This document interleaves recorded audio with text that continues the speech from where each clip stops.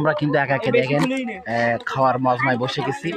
এখানে আছে মিলি, আর এখানে আছে আমাদের সাদিয়া, আর এইখানে আছে কিন্তু আমাদের রাফা।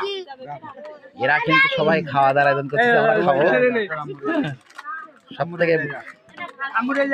সব থেকে বলি, এই যে বাচ্চাদের টেবিলে বসার একটা মূল কারণ কি জানেন? বাচ্চার টেবিলে বইলে খাওয়াটা ভালোভাবে হবে, কেননা এরা খেতে পারবে না।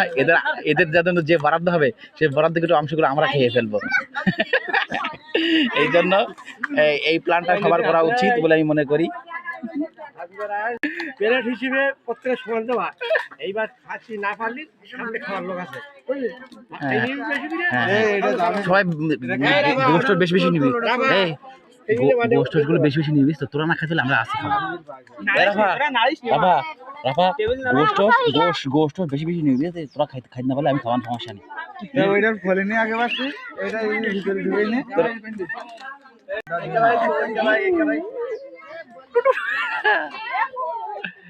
এখন খাওয়ার পালা হচ্ছে আমাদের। ইফতিকার আমাদের খাদিমদারি করবে, এই জন্য সে খাবে না। আর মারুফ তো খেতে পারে, আমি জানি সে, এই জন্য ও আমার জন্য বরাদ্দ করবে।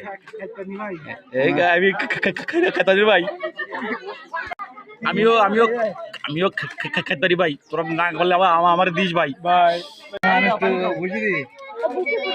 খিদে লেগিস নাই? কতদিন খাইস নে? ধর এটা ঢুকঢুকি টান দে।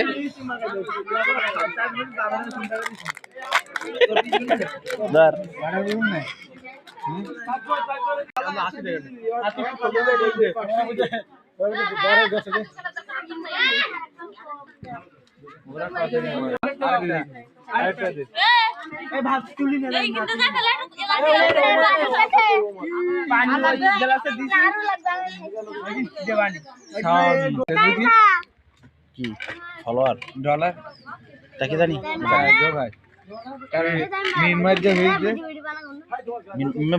ইনস্টাগ্রাম কত ডলার হইয়ে ওর ইনস্টাগ্রামে তো দেশে মানে $30 কি মিনমাই কি করে কি থাকে ইনস্টাগ্রাম ধর্মীয় ইয়ে ছাড়ে।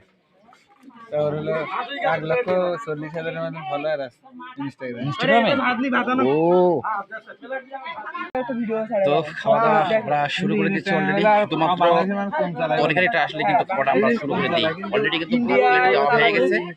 সাবিয়া আছে, মিলি আছে, আর এখানে আছে রাফা।